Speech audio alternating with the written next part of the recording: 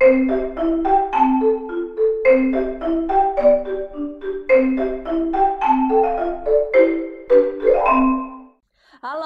teman-teman dari Mental Hub Indonesia dan teman-teman karir kelas. Moga-moga suatu saat kalian bisa join ya di komunitasnya Mental Hub dan karir kelas. Nah, hari ini kita akan bahas isu yang cukup banyak komennya nih di Instagramku. Nah, banyak apa sih yang terakhir-terakhir nih kayaknya aku melihat, animonya besar banget. Ternyata membahas tentang stres di tempat kerja. Memang ya, beberapa kali Mental Hub melakukan workshop dan melakukan proses mentoring coaching bersama teman-teman dari karir kelas untuk melihat bagaimana sih kebutuhan pemeliharaan kesehatan jiwa, pemenuhan KPI yang baik, tapi staffnya bisa tetap happy, staffnya tetap bisa produktif, dan staffnya tetap bisa mengupgrade dirinya. Nah, ternyata ketika kita melakukan beberapa assessment, nah ini kebiasaannya Mental Hub nih, kalau mau melakukan coaching atau melakukan workshop, biasanya kita membuat beberapa assessment, kita membuat beberapa penyamaan persepsi dulu, supaya hasil coachingnya bisa maksimal. Dari hasil coaching kita melihat bahwa ternyata memang banyak sekali teman-teman yang sekarang level kesehatan jiwanya udah nggak baik-baik aja. Ketika mental health kita nggak baik-baik aja, yang terjadi adalah produktivitas kita turun, kita kehilangan tujuan saat bekerja, kita merasa bahwa apapun yang kita lakukan itu hanya sekedar kegiatan-kegiatan otomatis harian aja. Bangun tidur, melek, lihat HP, lihat jadwal di email, pergi ke kantor, kerja, rapat, nyelesain menyelesaikan target, setelah itu pulang, bertemu anak 5 menit atau 10 menit, me time, tidur, dan besoknya diulang lagi. Sampai satu titik orang merasa jenuh, merasa hampa, merasa emosinya itu bahasanya numb ya, karena ternyata mereka sudah di level kelelahan dalam proses bekerja. Hati-hati kalau untuk teman-teman yang sudah merasa kalau bangun tidur tidak semangat lagi, berangkat kerja udah tidak ada spark lagi, atau merasa justru takut, panik, cemas ketika mau berangkat kerja, mulai muncul keluhan-keluhan fisik yang kita udah nggak bisa lagi terapi dengan terapi-terapi yang konvensional.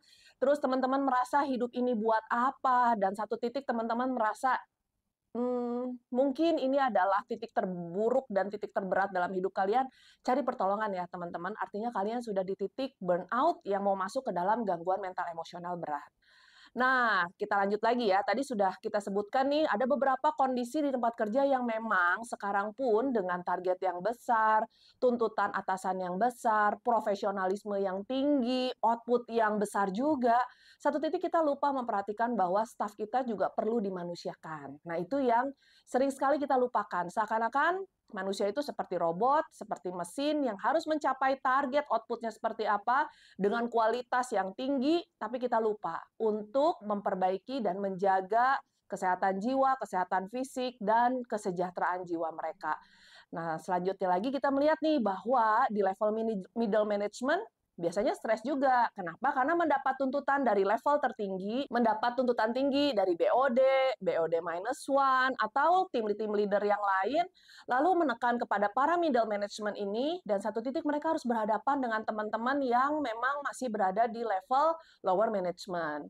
Nah, biasanya lower management nih karena generasinya lebih muda, mereka cenderung lebih kritis, mereka cenderung lebih berani menyuarakan pendapatnya, mereka cenderung lebih berani untuk mengkritik kebijakan-kebijakan yang mungkin tidak mendukung kemanusiaan kita, sehingga satu titik konflik ini dihadapi oleh middle management dengan proses yang memang karena kita nih biasanya di middle management udah milenial atau zilenial, biasanya cenderung untuk mengiyahkan dan menunjukkan optimalisme kita tanpa melihat kalau kita juga mungkin nggak baik-baik aja gitu ya. Kenapa? Karena kita dididik oleh orang tua yang 90% di zamannya selalu berkata harusnya bisa, dengan optimisme yang tidak sehat, dengan proses kerja maksimal dan kerja totalitas yang tidak sehat, sehingga satu titik kita menjadi lelah, kita menjadi capai, dan kita menjadi lupa kalau kita juga ternyata manusia yang bekerja. Gitu ya. Jadi kadang itu menjadi hal yang berat, kadang itu menjadi hal yang tidak tersampaikan karena kita harus kelihatan tetap baik, tetap prima di tempat kerja. Nah, jadi apa dong yang harus dilakukan? Ternyata dari hasil workshop kita lihat bahwa penyamaan persepsi itu penting banget. Yang kedua adalah menyadarkan di level BOD -1, ketika mengambil kebijakan kita perlu melihat juga di akar rumput itu seperti apa. Karena memang betul, secara teori kita melihat ini harus tercapai, ini pasti bisa tercapai, ini mungkin kalau kita ubah dikit-dikit bisa tercapai. Tapi apakah implementasinya Anda pertimbangkan? Anda pertimbangkan juga staf Anda dalam kondisi yang prima atau udah kelelahan, Anda pertimbangkan juga apakah infrastrukturnya ataupun hal-hal lain yang menopang proses perubahan itu terjadi atau tidak, Anda mempertimbangkan waktunya dalam proses terjadinya transformasi, Anda pertimbangkan juga standar ideal dan standar normal untuk dilakukan, karena bisa aja kita punya banyak tuntutan, kita punya banyak keinginan, tapi ternyata yang di bawah tuh udah sangat kelelahan. Kemarin iseng nih, teman-teman dari Mental Hub dan Karir Class, karena di kita nih ada kelas-kelas finansial, kita menghitung, apakah memungkinkan bahwa seseorang nih bisa prima, bisa maksimal dengan gaji yang didapatkan. Ternyata teman-teman, kalau misalnya teman-teman mendapatkan gaji UMR, sudah jelas, sepertinya akan sulit sekali untuk mengembangkan keluarga yang sehat, keluarga yang sejahtera, ketika kita sendiri dengan membiayai anak-anak sekolah, ternyata gaji bulanan yang kita bisa bawa ke rumah tuh mungkin hanya sekitar 1 sampai 2 juta. Gitu ya. Jadi kalau misalnya kita bilang gaji UMR kita adalah 5 juta, lalu sekarang ketika anak sekolah itu sudah 1 juta sampai 2 juta per bulannya, Anda punya 2 anak, lalu kita lihat berarti sekitar 3 juta atau 4 juta sudah habis buat edukasi. Lalu bagaimana 1 juta ini untuk bertahan hidup ketika anggota keluarga kita jumlahnya 3 orang, 4 orang, atau yang sandwich gen mungkin menanggungnya 5 sampai 8 orang gitu ya. Jadi kita bisa nilai batas wajar seseorang untuk hidup sejahtera itu sulit sekali tercapai bila kondisi finansialnya juga tidak baik-baik aja gitu ya. Jadi memang menjadi berat ya ketika kita bilang satu company dengan jumlah staf yang banyak dan dia harus memikirkan bagaimana uang ini terus berputar untuk menggaji teman-teman yang levelnya adalah pekerja, hanya Anda menuntut kemaksimalan dengan proses stres kronik karena kekurangan finansial. Mungkin ini menjadi dilema yang sangat signifikan karena ini akan menjadi konflik antara pemilik usaha, tim pimpinan, tim middle management, dan staff. Gitu ya. Itu adalah solusi yang kita coba bangun karena biasanya kalau Mental Hub membuat course bersama dengan Karir Class, kita akan mencoba untuk mencari solusi dari masing-masing. Gitu ya. Nah, yang sedihnya nih ini, biasanya di level staff, tim HRD melihat bahwa jumlah stafnya cukup untuk mengerjakan tugas-tugas di divisinya masing-masing. Tapi karena ada 1, 2, 3 orang atau kelompok-kelompok orang yang memang sudah tidak prima, kerjaan-kerjaan yang muncul, beban-beban kerja yang muncul dari ketidakfitan secara mental dari teman-teman pekerja ini akhirnya ditanggung oleh teman-teman yang kondisi mentalnya fit. Nah, menyedihkan kenapa? Karena akhirnya ada 1 orang yang kerjanya totalitas, sehingga dia harus menanggung lebih dari tugas yang seharusnya. Gitu ya. Dan teman-teman yang tidak merasa fit ini juga tidak mau berobat, karena merasa saya baik-baik aja, ini normal segini, tanpa mempertimbangkan bahwa saya itu tidak optimal loh di tempat kerja, saya itu tidak maksimal loh di tempat kerja, dan akhirnya menjadi beban buat teman-teman lain yang dalam kondisi prima.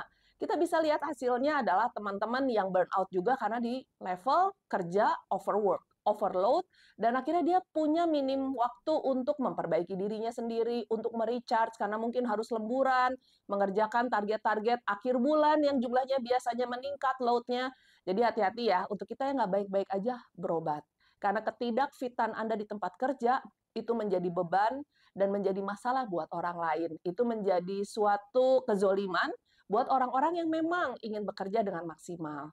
Lalu bagaimana kita menjaga konflik di tempat kerja, karena biasanya yang paling menyedihkan dari tempat kerja bukan perbedaan generasi, tapi saling-saling sikutan gitu ya. Biasanya proses saling sikut antara staf satu dengan staf lain dengan cara yang lebih tidak enak lagi, menghancurkan orang lain, menjilat, menampilkan keburukan orang lain untuk memuji dirinya sendiri, mengaku-ngaku kerjaan orang lain, lalu kalau ada atasan tipenya selalu mendekati atasan tapi zolim lagi ke anak buah atau ke teman kerjanya, hati-hati untuk punya teman-teman kerja yang seperti ini karena orang-orang ini mungkin terlihat baik-baik aja, mungkin terlihat prima, tapi hasil mencuri dari karya orang lain, mencuri kesejahteraan orang lain, dan mengganggu proses kerja yang sudah berjalan dengan baik.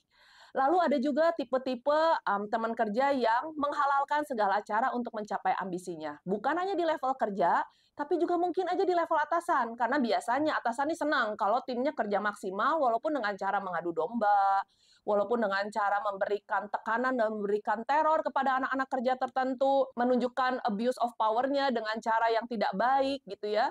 Jadi kadang hal tersebut memang berhasil memacu orang-orang tertentu, tapi membuat suasana kerja menjadi tidak enak, membuat tempat kerja menjadi penuh dengan kezoliman, membuat orang merasa tidak aman dan tidak sejahtera di tempat kerjanya. Jadi hati-hati kalau sudah muncul gejala-gejala seperti itu.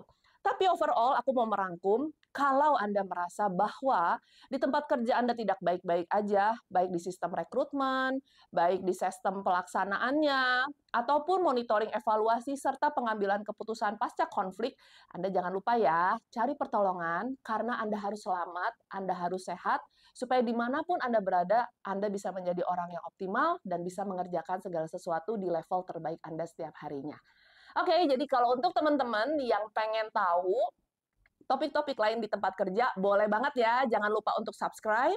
Kirim pertanyaan di kolom komen, kita akan coba jawab. Nanti one day kita akan buat sesi khusus menjawab pertanyaan teman-teman yang sudah di-drop di kolom komen. Sampai bertemu lagi di episode selanjutnya. Dadah!